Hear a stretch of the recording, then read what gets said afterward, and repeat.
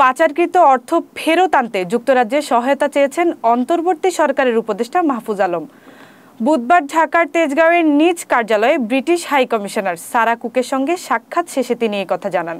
সরকার দেশের পাচার করা অর্থ ফিরিয়ে এনে দুর্বল অর্থনীতি পুনরুদ্ধার করতে চায় উল্লেখ করে উপদেষ্টা মাহফুজ আলম বলেন, পাচার করা অর্থ আমাদের দেশ থেকে আপনাদের দেশে চলে গেছে।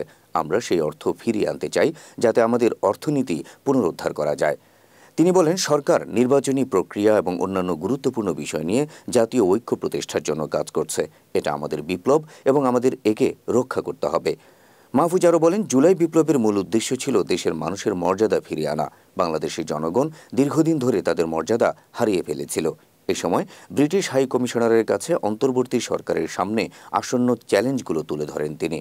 British high commissioner Sarah Cook এ সময় বাংলাদেশের অন্তর্ভুক্তিমূলক গণতান্ত্রিক ভবিষ্যৎ প্রতিষ্ঠায় যুক্তরাজ্যের সহায়তা প্রদান করার প্রতিশ্রুতি দেন।